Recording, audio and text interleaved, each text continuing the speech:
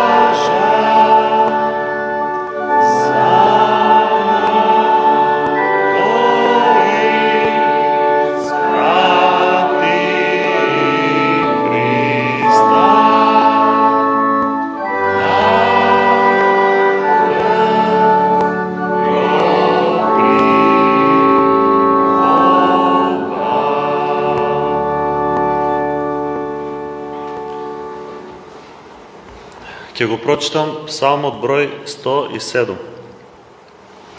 Славете го Господа, зашто е благ, зашто неговата милост е вечна.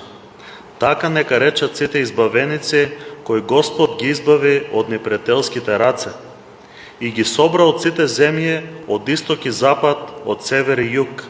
Скитаа низ пустината, во пуста осаменост, не наоѓајќи пат до населен град.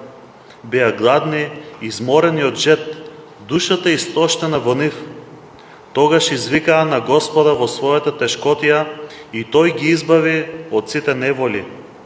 Ги поведе по правиот пат, за да стигнат до населен град. Нека го слават Господа за Неговата милост, за Неговите чудеса кон човечките синови. Зашто Тој ја насити гладната душа, Тој ја наполни со добрина изгладнетата душа. Седеа во мрак и во темнина, оковани со беда и со железо. Зашто и се противеа на Божјата беседа и го презреа наумот на Севишниот. Заради тоа им го скрши срцето со страдања, се слизнуваа, а немаше никој да им помогне. Тогаш извикаа кон Господа во својата тешкотија и Тој ги спаси од сите неволи. Ги изведе од мрак и од темнина, ги скина нивните окови. Нека го фалат Господа за Неговата добрина, за Неговите чудеса кон човечките синови. Зашто ја разби бронзената врата и ги скрши железните лостови. Неразумните се мачеа заради своите бунтовни патишта, поради своите безумности се мачеа. Секој јадење и се гадеше на нивната душа, дојдоа до вратата на смртта. Тогаш извикаа кон Господа во својата беда и Тој ги спаси од сите неволи. Го испрати своето слово за да ги оздрави и за да им го спаси животот од гробната јама. Нека го фалат Господа за Неговата добрина, за Неговите чудеса кон човечките синови. Нека принесуваат благодарни жртви и воскликнувајќи, нека ги раскажуваат Неговите дела. Тие кои забродија со бродови по морето, да тргуваат по силните води. Тие ги видоа Господовите дела, Неговите чудеса во длабочините. Тој рече и буроносниот ветер се завиори, што ги крева морските бранови во височина. Се креваа до небо, се спуштаа во бездна. Душата им гинеше во неволја, се лулаа и се слизнуваа како пијани, сета мудрост ги изневери. Тогаш извикаа кон Господа во својата тешкотија и Тој ги истрага од сите неволи. Ја смири бурата со тивко ветерче, морските бранови молкнаа. Се израдуваа во тишината, Тој ги поведе во желно пристаниште. Нека го фалат Господа за Неговата добрина, за Неговите чудеса кон човечките синови. Нека го возвишуваат во народното собрание, нека го фалат во советот на старците. Тој ги претвори реките во пустина, а водните извори во жедна земја, плодоносната земја во солена пустина заради лошотијата на нејзините жители. Тој ја претвори пустината во езеро, а сувата земја во водени извори и ги насели таму изгладнетите, па изградија град каде ќе живеат. Ги засеја нивите, ги засадија лозјата, што им донесува изобилни плодови. И Тој ги благослови, па се намножија многу и стадата не им се намалија. Беа проредени и презрени по товарот на страдањето и неволите. Оној кој излива презрение кон кнезовите, ги пушти да скитаат по пусти патишта. Го издига бедниот од неволја и ги умножи семејствата како стадо. Гледајќи го тоа, нека се радуваат честните, а беззаконникот нека си ја затвори устата. Кој е мудар, нека размисли за се тоа и нека ја согледа Господовата милост. Да се исправим и да се помолим. Господи Боже, Татко наш небесен, и во овој нов ден, во ова ново утро, Господи, кој е подарен од Тебе, од Твојата благодат и од Твоите милости, кои што се нови секој утро, ние, Господи, имаме привилегијата, можноста да бидеме во Твојот дом, да дојдеме здрави, живи, Господи, да го прославиме Твоето име. Може би некои во немоќ, може би некои во болест, но секој, Господи, се потрудил да дојде ово утро, да даде благодарност, Господи, на Тебе, бидејќи се, Господи, доаѓа од Тебе, се е преку Тебе и за Твоја слава. И како што читавме во Псалмот, во каква и тешкотија да се наоѓаме, Господи, имаме право да повикаме кон Тебе за избавување и за спасение. Без разлика како сме западнале во некаква тешкотија, дали во некаква болест, дали во некакво страдање, но Господи, Твоето Слово одново не повикува да го повикаме Твоето свето име. И Господи, Ти на чуден начин и на силен начин делуваш во нашите срца. Ти го даваш потребното исцеление, го даваш, Господи, потребното избавување и сето тоа, Господи, го праваш во Твое време и за Твоето име да биде прославено. А нас, Господи, не оставаш во трпение, не оставаш во изчекување, да чекаме на Тебе, Господи, не оставаш во силата Твоја која што доаѓа во нашиот живот, да продолжиме понатаму и да гледаме со вера дека, Господи, Ти си тој кој што ги избавуваш нашите животи.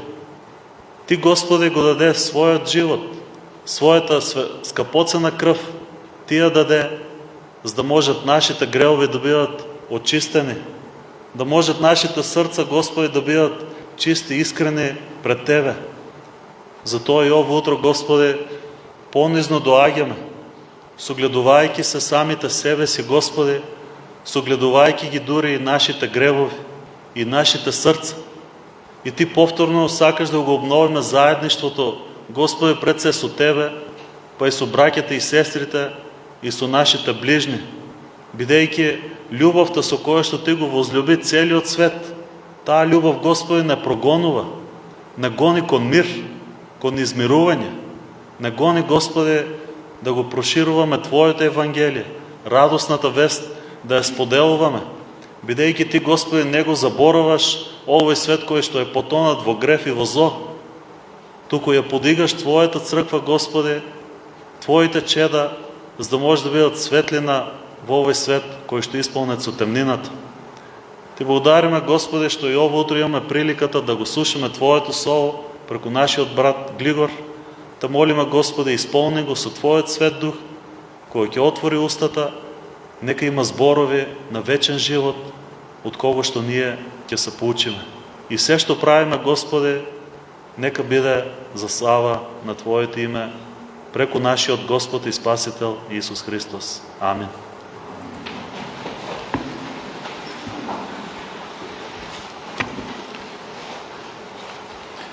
Ќе испееме песната број 273, Господ е љубов, ме спаси мене.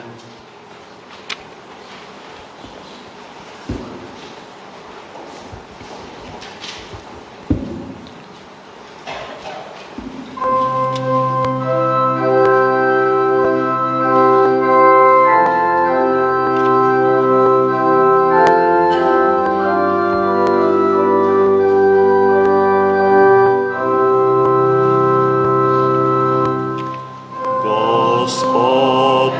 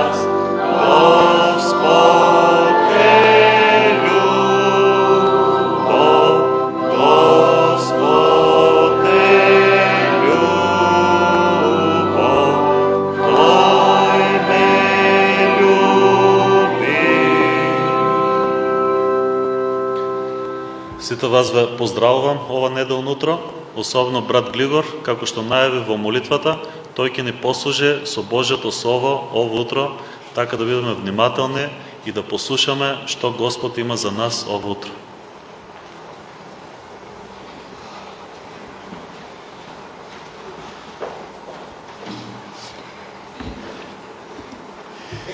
Благодарам на Бога за поканата и за тоа што можевме пак да дојдеме заедно, да го проучуваме Неговото Слово и верувам дека тоа го правиме од љубов. Текстот за ова богослужба се наоѓа во посланието на апостол Павле до Галатјаните, 3 глава, од 23 до 25 стих. Галатјаните 3, 23 до 25. Словото ни вели: пред да дојде верата, ние бевме под стража на законот, заклучени за верата, која требаше да се открие. И така законот беше за нас воспитувач да не доведе до Христос, за да бидеме оправдани преку верата. А откако дојде верата, ние веќе не сме под раководство на воспитувач. Тоа ќе биде текстот на кој ќе размислуваме на оваа богослужба. И тоа е едно продолжение на проучување на посланието до Галатјаните. Апостол Павле поставил прашање во Галатјаните 3:19. Зошто е пак даден законот? Зошто е даден законот кога законот не може да не спаси, не може да не оправда и не може да не посвети? Во претходните стихови видовме некои од причините поради кои е даден законот. Сега ќе продолжиме да разгледаме уште некои причини. Додека ги разгледуваме причини прочитаните стихови, треба да имаме на ум кој е контекстот. Контекстот е законот. Апостол Павле пишува за законот поради тоа што лажните учители извршиле напад на Евангелието, што го проповедал тој. Преку тоа Евангелие се спаселе многу луѓе во Галатија, а лажните учители сакале тие верни луѓе да ги стават под законот. За Павле тоа била опасна наука. Друго Евангелие. Лажните учители сакале да ги стават верните не само под моралниот закон, туку и под церемонијалниот. Ги учеле да се обрезуват, да ја држат саботата како услов за спасение. Тоа може да го прочитаме на Дела апостолски 15, 1 и 5. Јудејците во почетокот мислеле дека христијанството го прифатило јудеизмот. Мислеле дека христијанството е продолжение на јудеизмот, а тоа значило дека треба да го држат законот. Но апостол Павле учел дека христијанството има корења во обеќанието што Бог му го дал на Авраама 430 години пред да биде даден законот. Нашата врска не е со јудеизмот, но со верата во Авраамовото семе, а тоа е Христос. Законот никогаш не е даден со цел да не спаси. Ако беше даден законот, читаме во Галатјаните 3:21, што ќе можеше да животвори, тогаш навистина оправданието ќе излегуваше од законот. Таков закон кој може да ни даде вечен живот, нема, не постои. Законот е даден за да го осуди грешникот. Преку него секој може да види дека нема друга надеж за спасение, освен Господ Исус Христос. Во Галатјаните 2:16 читаме: човекот се оправдува не преку делата на законот, туку само преку верата во Исуса Христа. Пред да дојде верата, ние бевме под стража на законот, заклучени за верата, која имаше да се открие. Овој стих може да се прочита и вака. Пред да дојде Христос, ние бевме под стража на законот, заклучени за Христос, кој имаше да се открие. Исус е второто лице од Светото Тројство, Он е Бог Син, кој зел на себе човечка природа, освен греф. Господ Исус Христос, додека бил на земјата, живел совршен свет живот, без нито еден греф. Совршено го любил својот Отец и затоа Отецот за него можел да каже: ово е мојот возлюбен син, кој е по мојата волја. Матеј 3:17. Он ја исполнувал волјата на Отецот 100%, во секое време. Тој е единствениот човек што живеел на земјата без греф и се предавал, надевал, верувал во Отецот 100%. Му бил послушен до самата смрт, и тоа смрт на крст. А тоа го направил за тебе и за мене. И наместо тебе, и наместо мене.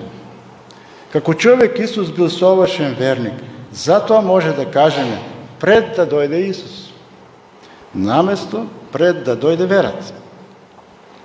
Пред да дојде верата, ние бевме под стража на законот заклучени. Тука е искористена илустрација на старите антички градови. Тие биле заградени со дебели и високи ѕидови, имало стражари и војска кои ги чувале градот од надворешните непријатели и луѓето што се внатре. Луѓето биле затворени и под стража, како во затвор. Во затвор се ставаат кои? Криминалци, убийци и така натаму. Криминалците не го сакаат затворот. Затворот не може да ги промени тие луѓе. Крадецот се плаши да краде поради страв од затвор, а не поради тоа што крадењето е греф. Затворот е за такви, да знаат дека ако направат кражба, ќе бидат затворени. Колку потешка ќе биде кражбата, толку подолго ќе се во затвор. Во време на законот бил затвор за криминалците. Затоа и бил даден. Правдата на законот никој не можел да ја избегне. Законот бил добар, духовен, но луѓето не биле добри и духовни. Законот барал свет живот, но луѓето не биле свети. Законот барал правда, но луѓето не биле праведни. Барал стравопочит кон Бога, но луѓето биле одметници од Бога. Законот се гневел на гревот. Законот ги терал луѓето да извикнат како апостол Павле, што извикнал: несреќен човек сум, кој ќе ме избави од ова тело на смрт? Евреите живееле под законот, биле во затвор на законот и ја очекувале осудата на законот. Читајќи го законот, гледале колку се недостојни пред Бога. Законот бил чувар до Христа. Апостол Павле вели: ние бевме под стража на законот. А на галатјаните им вели: вие, браќа, повикани сте кон слобода. И сега овде има две зборчиња кои се многу клучни во ова послание. Вие и ние. На кој се однесува зборот ние, а на кој вие? Ние се однесува на евреите, а зборот вие се однесува на верните од незнабожците. Тоа треба да се има на ум, за да го разбереме посланието. Пред да дојде верата, ние, евреите, бевме под стража на законот, заклучени за верата која имаше да се открие. И така законот беше за нас, евреите, воспитач во Христа, за да се оправдаме преку верата. А откако дојде верата, ние, евреите, веќе не сме под раководство на воспитач. Јасно се гледа дека Израелот бил под законот, под чувар, под воспитач, останатите народи не биле под законот. Но осудата на законот ги опфаќа сите луѓе на земјата. Така читаме во Римјаните 3:19. Знаеме дека онаа за што зборува законот се однесува на оние што се под законот, за да се затворат устите на сите и така целиот свет да стане виновен пред Бога. Бог го дал законот за да се затвори секоја уста. Никој не може да се оправда. Сите се под осуда на законот. И евреи, и незнаборци. Ако евреите кои биле под законот не можеле да се спасат преку делата на законот, тогаш како можеле незнаборците да се оправдат и спасат кога немале закон? Преку Израел Бог сакал да им покаже на сите дека никој не може да се спаси преку дела, туку само преку вера во Господа Исуса Христа. Гледано преку законот, целиот свет е виновен пред Бога и е под проклетство на законот. Но тој што ќе го прифати Христа и се предаде на Него, тој човек веќе не е под законот. Или сме под законот, или сме под верата. Ако не сме под верата, тогаш сме под законот и во тој случај должни сме да го исполнуваме целиот закон 100%. Се додека не сме поверувале во Христа, ние сме виновни пред Бога, робови сме на гревот.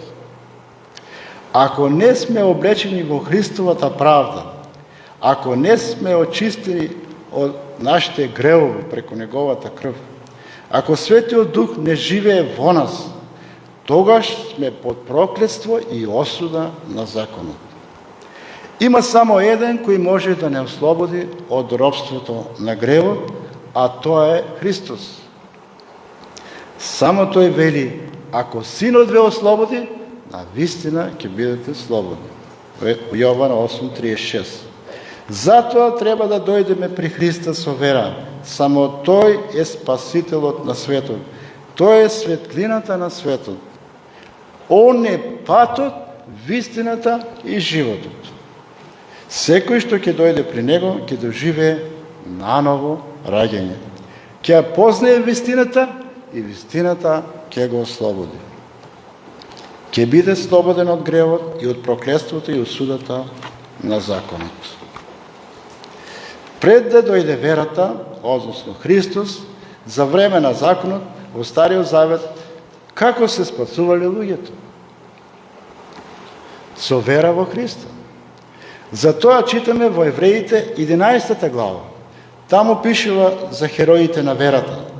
Луѓе кои со вера правеле големи дела. Верните од Стариот Завет биле осудени од законот, но со вера принесувале жртви. Верувале дека некој друг треба да умре наместо нив. А секоја жртва што се принесувала, тогаш била слика на Христос, кој што требал да дојде, и така се спасувале. Биле осудени од моралниот закон, а се спасувале преку онаа што представува церемониалниот закон. Целиот церемониален закон укажува на Христос, кој требало да дојде. Старозаветните верници ја искажувале својата вера преку принесување на жртви. Сите тие жртви биле слика, символ на Христос. Символите не ги спасувале, но верата во оној за кој се однесувале тие символи. Денеска новозаветните верници, црквата, има церемонии и обреди. Тоест, крштение и Господна вечера, причест. Но ниту крштението, ниту причеста не спасуваат, туку оној на кого се однесуват овие обреди. И новозаветните обреди, како и старозаветните обреди, не даваат живот. Многу е опасно и голема заблуда е ако мислиме дека церемониите ќе ни дадат живот. Живот дава Исус Христос, на кого се однесуват тие церемонии. Секој што се подпира на церемониите, а не на суштината, е лицемерен верник. Тоа се верници на изглед, но не и от сърце. Такви биле фарисеите, кои го распнале Исуса. Ако убавуваме обреди без вера, тогаш тоа ќе биде за наша осуда. Кога цар Давид согрешил, многу се покаял и во молитвата барал од Бога да го помилува. Псалм 51, меѓу другото вели: жртви не ти се мили. Кога би ти принел сепаленици, ти не би ги примил. Жртвата пред Бога е срушен дух, срце понизно и смирено. Ти, Боже, не отврдаш. Жртвите во Стариот Завет не биле се што требало да направат старозаветните верници. Жртвите требало да бидат пропратени со чиста вера и покаяние. Кога не сме под законот, дали тоа значи дека сега може да правиме што сакаме? Далеко од тоа.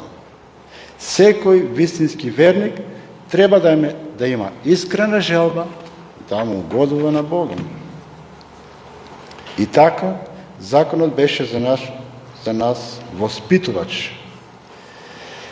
Воспитувач на грчки е запишено како педагогос. Педо значи дете, гогос воспитувач. Дете воспитувач. Во тоа време децата ги оставале на човек кој имал задача да ги воспитува. Богатите кои имале робови, на еден од нив му давале задача, обврска и власт да ги воспитува нивните машки деца. Така било кај римјаните и кај грците. Тој роб требало да го чува детето од сомнителни лица и да го воспитува. Некогаш тој бил многу груб према детето.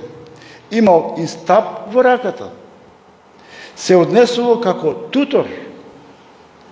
А тутор е латинско зборче кој значи старател на малолетник. Тој имал власт од таткото на детето, ако треба да го казнува. Апостол Павле го зема тој пример од тоа време за да даде илустрација за законот. Така и законот бил строг како тутор кон евреите. Законот бил педагог за евреите. Законот опоменувал, казнувал, убивал без милост. Воспитувачот имал власт на детето за одредено време, додека не стане полнолетно. Церемонијалниот закон ги учел евреите преку жртви. Тие жртви биле слика на Исуса Христа. Правата жртва бил Христос кој што требало да дојде. Апостол Павле многу јасно кажува зошто Бог го дал законот преку Мојсей на Синај. Бог го дал законот на Израел за да им ги покаже гревовите и да им покаже колку многу е грешен гревот. Тоа го читаме во Римјаните 7:13. Законот им е даден да им биде воспитувач, педагог, тутор до Господ Исус Христос. А кога ќе го прифатат Христос, повеќе не им е потребен тутор. Целта на законот е луѓето да бидат доведени до очај, да ја видат својата грешност и немоќ и да погледнат кон Спасителот Христос. Има луѓе кои не знаат која е улогата на законот. И тие се радуваат кога гледат во него, мислејќи дека преку него ќе се спасат. Така стануваат самоправедни. Ако исправно гледат во законот, не може да бидат самоправедни и срекни. Кога апостол Павле погледнал во законот, извикал: несреќен човек сум јас. Тој правилно го разбрал законот, но не останал постојано во таа состојба, не останал постојано несреќен човек. Ако извикнеме како Павле, несреќен човек сум, тогаш законот ја завршил својата намена. Тогаш погледнуваме во Христа и не се свртуваме назад. Во Библијата е се хармонично, нема ништо контрадикторно. Целата Библија од почеток до крај не упатува да гледаме на Христа. Целото послание до евреите не упатува да гледаме на Христа. Например, во Евреите 12:2 вели да живееме така, имајќи го пред очи зачетникот и довршителот на верата Исус. Значи да гледаме на Исус. Тоа е целта кон која не упатува целата Библија. Да гледаме само на Исус. Затоа што нема друг спасител освен Него. Ѓаволот не сака да гледаме само на Христа. Тој има само една желба. Да го сврти нашето внимание кон други работи. Само не кон Христос. Ѓаволот е најголем непријател на Бога и на луѓето. За да го сврте нашиот поглед од Исуса, сатаната ги користи сите можни средства. Сите можни средства. Луѓето, интернет, се што не окружува. А често се претвара и во ангел на светлината. Зошто во ангел на светлината? Само за тоа на нас, верните, да не изгледа дека Бог зборува преку него. Во 2 Коринтијаните 11 глава 14-15 вели: самиот Сатана се преобразува во ангел на светлината. Та затоа не е голема работа ако и слугите негови му се преобразуват како слуги на правдата. Слугите на сатаната се претварат како слуги на правдата. Се претварат како носители на правдата, како чувари на законот. Сатаната знае дека верните сакат да му угодат на Бога. И затоа он сака да гледаме во законот и да бидеме фрустрирани, а не во Христа каде може да најде мир и спокојство. Затоа сатаната ги прави своите луѓе, ги пратил своите луѓе кај верните во Галатија, за да ги врати назад кон законот. Затоа апостол Павле им вели: о неразумни галатјани, кој ве замаја? Апостолот им проповедал за Христа, а сатанските слуги за закон. Во Галатјаните 6:14 Павле вели: да не ми даде Господ да се фалам со нешто друго, освен со крстот на нашиот Господ Исус Христос. Тоа го вели Павле, поранешниот фарисеј и законник. Најмногу што може да направи законот да не доведе во очајна состојба. Да сватиме дека не можеме сами да се спасиме и да побараме спасение од Христос. И така законот беше за нас воспитач во Христа, за да се оправдаме преку верата. Кога ќе дојдеме до Христа, тогаш пред Бога сме оправдани.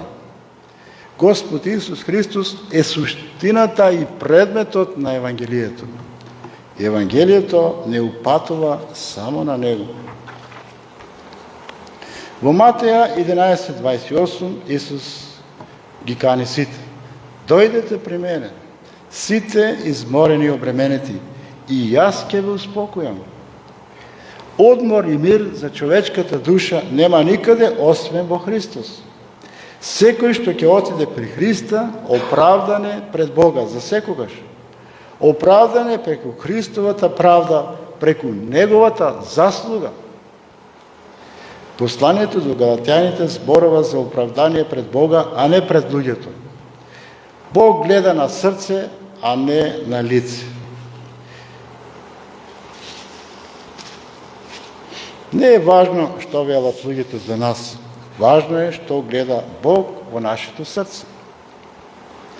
За оправдание пред луѓето пишува апостол Јаков во своето послание. За оправдание пред Бога пишува апостол Павле во посланието до римјаните и галатјаните.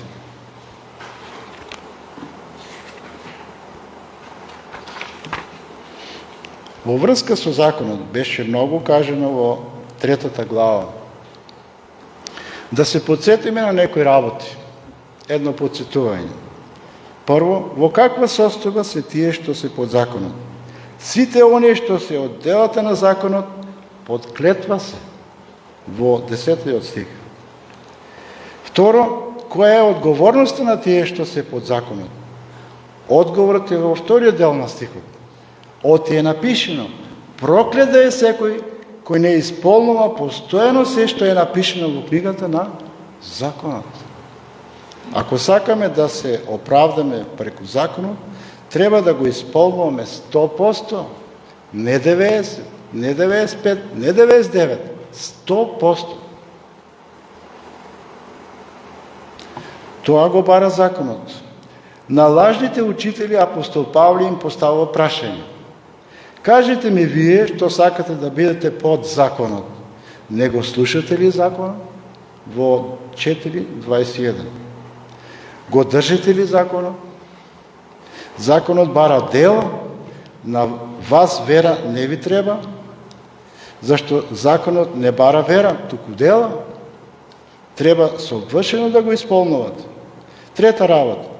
Дека преку законот никој не се оправдува пред Бога, се знае оти праведникот ќе живее преку верата. Галатјаните 3.11. Законот не може да не оправда. Четврто. А законот не е од верата, туку зборува, кој ќе ги исполни овие работи, тој ќе биде жив преку нив. Во 12 стих. Слушнахте ли добро, браќа и сестри? Законот не е од верата. Законот и верата се два система. Законот и верата не смеат да се мешат. Пето, зашто дошол Христос на светот? Во 13 стих. Христос не искупи од клетвата на законот, откако поради нас стана клетва. Затоа дојде Исус, за да не искупи од клетвата на законот. Како не искупи? Откако поради нас стана клетва, бидејќи е напишено, секој да е проклет што виси на дрво. Христос го зеде нашето место на крстот. Осудата на законот падна врз него, со цел да не искупи. Шесто, законот дошол 430 години после ветувањето дадено на Авраам. Седмо, законот не може да го поништи заветот што Бог го направил со Авраам. Читаме во Галатјаните 3.17. Јас пак велам дека законот што се јави по 430 години не го одменува порано утврдениот од Бога завет за Христа, та ветувањето да ја изгуби силата. Бог не го дал законот за да го укине ветувањето. Осмо, преку законот никој не може да добие наследство. Отиако наследството е по законот, тоа веќе не е според ветувањето, а на Аврама му го даде по ветување. Во 18 стих. Девето, законот е додаден на обеќанието. Прво е ветувањето, а потоа законот. Десето, зошто е пак даден законот? Тој се додаде поради престапите. Додека не дојде семето, на кое се однесува ветувањето. Во 19 стих. Законот е додаден за да покаже колку многу е гревот грешен и луѓето да го прифатат ветувањето. 11. Законот е од времен карактер. Додаден е додека не дојде семето, на кое се однесува ветувањето. 12. Законот е даден преку ангел на Мојсей, а Мојсей на народот. Правиот, вистинскиот посредник е Христос. Он е и Бог, и човек. Само он може да не поврзе и да не соедини со Бога. Законот тоа не може да го направи. 13. Намената на законот не е да го спаси човекот. Законот не може да даде живот. Живот дава само Господ Исус Христос, Он е единственият Спасител, единствен път за спасение. Законът не е втора алтернатива за спасение. Целта на законът е да осуди, да проколне, да убие. 14. Сите луѓе се осудени от законът. Писмото сите ги затвори под грев. Та ветеното да им се даде на оние кои веруват во Исуса Христа. Во 22 стих. Писмото вели сите сгрешија, сите се лишени от славата Божия, во Римјани 3 глава, и платата што ја дава гревот е смрт. 15. Сите луѓе што не веруваат во Исус Христос се под проклетство и осуда на законот. Проклетството и осудата ќе се тргнат од нас само тогаш кога со вера ќе го прифатиме Христос за наш Спасител. Се што ни треба за наше спасение во Христа, што направи Исус за нас? Христос пострада за нас. Апостол Петър го вели тоа во 2 глава, прво послание. Он сам ги изнесе нашите гревови на дрвото со телото свое. Преку неговата рана се исцеливте. Ако можеме тоа да го прифатиме со вера и да го разбереме, тогаш веќе не сме под стража на законот. Тогаш законот не ни може ништо. Затоа што преку законот умрев за законот, за да живеам за Бога, се распнав со Христос, вели Павле во Галатените 3:19. Се додека не дојде верата, ние сме под осуда на законот. И сега нема никакво осудување за оние кои се во Исуса Христа и живеат не по тело, а по духот. Римјаните 8:1. Тажно и неоправдано е да се враќаме назад од слободата во Христа, во робството од кое сме ослободени. Не треба да гледаме во она што не осудило и што не проколнувало. Тоа го направиле галатјаните во времето на апостол Павле, а и многу други верници денес. Сатаната сака да ги убеди луѓето дека нема друг начин да се спасат освен преку законот. Тоа е заблуда. Апостолот јасно вели.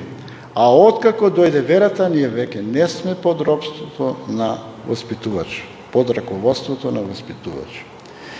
Кога ќе отидеме при Христа, не ни е потребно стражар и воспитувач. Ако не сме под воспитач, тогаш под што сме, ќе праша некој. На евреите им бил даден законот за да биде зауздан гревот. За секој грев, тоест прекршок или престап, следувало казна. Имало престапи кои се казнувале со смрт, и тоа со каменување. Например, за убиство, за непослушност кон родителите, за прелюба, за сексуална изопаченост, за лажно сведочење. И казната се извршувало јавно, за да се бојат другите, да знае секој што го чека ако направи така. А ако поверуваме во Христос, ние стануваме деца Божи и му служиме на Бога не од страв, но како? Од љубов. Од љубов за големото спасение. Во Галатјаните 3:26 вели: "Оти сите сте синови Божи преку верата во Исуса Христа." Кога ќе дојдеме при Христос, Светиот Дух станува наш учител. Но сега, кога за законот умревме, преку кого бевме сврзани, ние се ослободивме од него, за да му служиме на Бога со обновен дух, а не според старата буква. Римјаните 7:6. Верните деца Божи му служат на Бога со обновен дух, според водството на Светиот Дух, а не според старата буква, а тоа е законот. Срцето на верата, на верните е храм на Светиот Дух. Светиот Дух живее во нас, не води, не утешува, не напомнува, не подсеќа на Христовите зборови, не учи на свет живот, ни покажува што е грев. Во Јована 14:26 Исус вели: а утешителот пак, Духот Свети, кого што Отецот ќе го испрати во Моje име, Он ќе ве научи на се и ќе ви напомни за се што сум ви зборувал. Гревот не треба да господари над вас, оти вие не сте под законот, туку под благодатта. Римјаните 6:14. Законот докажува дека сме родени како робови, а Евангелието не прави деца Божи, синови и керки, и слободни, а нашиот учител е Светиот Дух. Што ќе се случи ако верните деца Божи се враќаат кон законот? Прво, ќе го читаат законот и ќе видат дека се грешни, ќе се осеќат мизерно, затоа што законот од нив ќе бара совршенство, а они го немат. И ќе велат како апостол Павле: законот е духовен, а јас пак сум од тело продадено на гревот. Јас знам дека во мене, односно во моето тело, не живее доброто, бидејќи желба за добро во мене има, но да го правам тоа не наоѓам сила. И после вели: несреќен човек сум јас, кој ќе ме избави? Кој може да ни даде сила да се бориме против гревот? Законот не може, само Христос може преку Светиот Дух. Второ, ако се враќаме под законот, тогаш ќе станеме легалисти. Ќе ги осудуваме другите, а ние ќе сме самоправедни. Ќе се фалиме со тоа што сме направили, а другите ќе ги подценуваме. Ќе ја гледаме раската во окото на другите, а гредата во нашето око нема да може да ја видиме. А Евангелието е сила Божја за спасение за оние кои веруваат. Евангелието не прави слични на Христос. Тоа е правата побожност. И трето, ако се враќаме под законот, ќе назадуваме духовно, а нема да напредуваме. Вие што посакавте да се оправдате со законот, го изгубивте Христа, отпаднавте од благодатта, вели апостол Павле во Галатјаните 3:4. Нема духовен напредок ако не гледаме само на Христос. Павле бил запрепастен кога видел дека галатјаните се враќат под законот. Па им вели: толку ли сте неразумни? Откако почнавте со духот, со телото ли сега завршувате? Значи да се заврши со тело, тоа значи да се враќаме на законот. Зашто законот и телото одат заедно. Ке се обрезувам, ке давам десеток, ке постам, за да можам да го заработам моето спасение. А тоа не може да ни донесе радост. Тоа ни носи немир, несигурност. Секојаш ке се прашуваме: дали бев доволно добар, за да можам да се оправдам пред Бога? Читајќи го оваа послание, научивме доста работи во врска со законот. Но истовремено ни се наметнуваат и многу други прашања. Едно од нив е: како да живеам богобојазен живот, штом не сум под законот? Има одговори на тоа прашање. Потребно е малку трпение. Сега сме при крајот на третата глава, а има уште 3 глави. Ќе научиме многу други работи. Апостол Павле стрпливо и постепено ги разјаснува сите дилеми и проблеми во кои се западнале црквите во Галатија. Апостол Павле објаснува како можеме да живееме победоносен, ефикасен христијански живот, како можеме да бидеме среќни, радосни и да му угодуваме на Бога. Ќе видиме како се живее христијански живот без закон но не на штета на законот. Фала на Бога што не се оправдуваме преку законот, туку по благодат, со вера во Христа. Тој ја ослободил од проклетството на законот, на законски начин. Така што Христос умрел наместо нас и ни дал живот вечен, опростување на гревовите и Светиот Дух. И сега веќе не сме под стража, но Светиот Дух не води и не учи. Слава, чест и благодарност на Господ Исус Христос за Неговата голема благодат, сега и во сите векови. Амин. Ке му благодариме на Бога.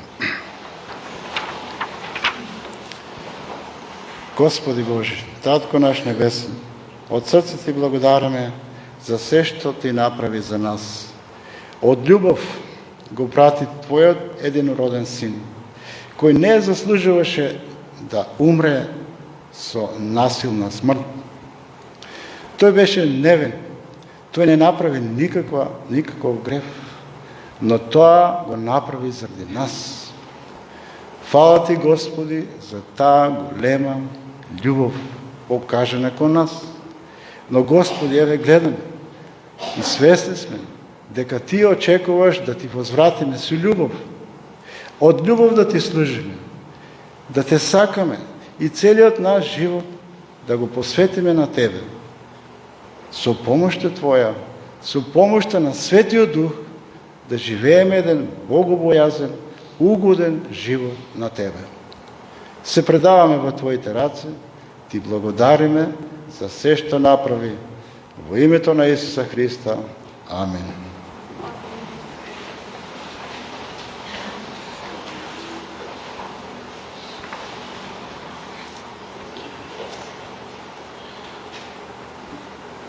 Ќе испееме песната број 262.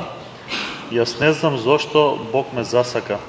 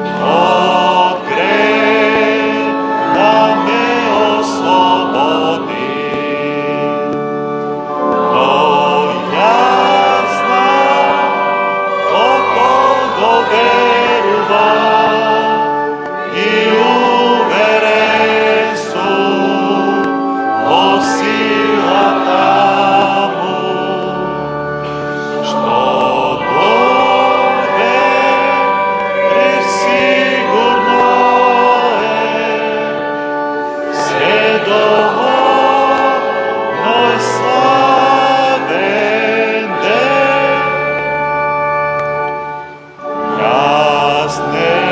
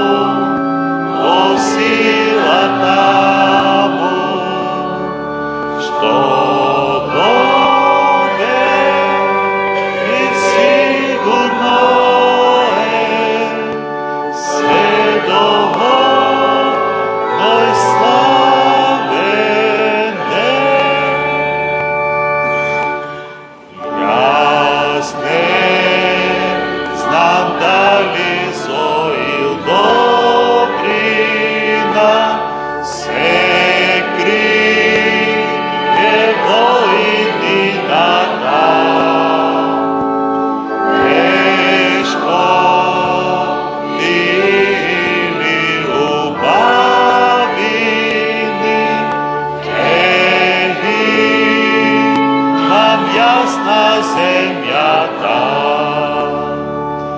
Но јас знам колко го верувам и уверен сум во силата му, што сигурно е се доходно и славен ден. Јас не знам кога Исус ќе дојде во сончев ден или среден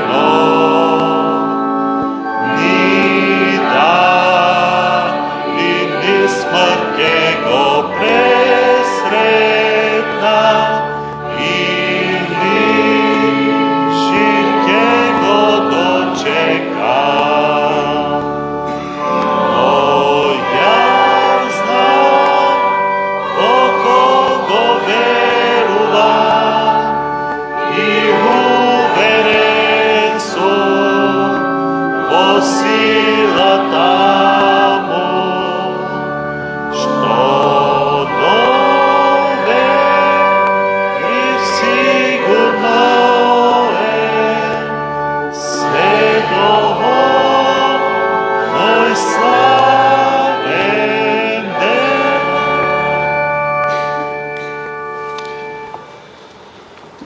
Информации додадеме. Имаме една молба од брата Сен за негова една роднина од Босилово. Жената се вика Вера Панова. Е во многу тешка здравствена состојба и жената има замолено да имаме во нашите молитви. Значи да се молиме на плучата, има некои оштетувања.